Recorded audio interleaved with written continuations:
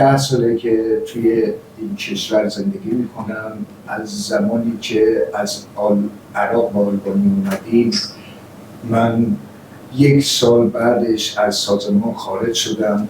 من توی کشور آلبانی تونستم به استقلال، به آزادی خودم برسم و از این بابت از کشور آلبانی ممنون هستم و نه تنها به عنوان یک مهاجر، به عنوان کسی که کرامت انسانی خودش رو دوباره یافته صحبت میکنم.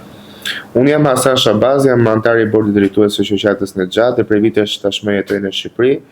Sot flas jo vetëm si emigrant që ka marrë në Shqipëri për një jetë më të mirë nga Meku, por dhe si njëri që ka gjetur më në fund qetësi, siguri dhe atë që ka kërkuar prej vitesh dhe arsyeën për cilën ai u futet Meku. آلبانی برای من تنها محل زندگی نیست. آلبانی به نوعی وطن دوم منه، جاییه که به من این فرصت داده شد که آزادانه بتونم زندگی کنم، بتونم مستقل در این کشور راهم رو ادامه بدم، با مردم آلبانی ادغام بشم و بتونم یک زندگی عادی رو داشته باشم بعد از خروج از مکه. Në Shqipëri kam gjetur lirinë që kam dashur gjithmonë, jemi munduar gjithkohës që të gjejmë veten në shoqatën tonë dhe fal mbështetjes që ka patur shoqata Nexhat, ka bërë të mundur që të rindërtoj jetën e tij dhe të integrohet në shoqëri dhe të ndihet i lirë tashmë.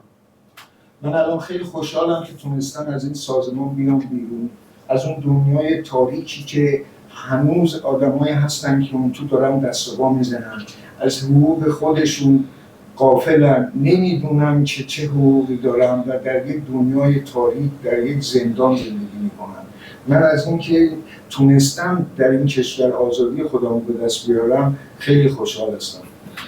Jam shumë mirënjohës Shqipërisë për mikpritin që ka zhvilluar për të gjithë, do të thënë antarët e shoqatës Nexhat, por dhe për ata të cilët kanë qenë në strukturën e Mekut, por largimi nga kjo strukturë ka bërë që ka qenë një veprimtari e domosdoshme për të shijuar lirinë e jetës dhe në këtë ditë të migrantëve dua të theksoj se mbështetja sociale, solidariteti dhe mbështetja që jep shoqata Nexhat për emigrantët mund të sjellë një shpresë për një jetë të re për të gjithë. Ju falenderoj të gjithëve thot për dëgjimin dhe vëmendjen.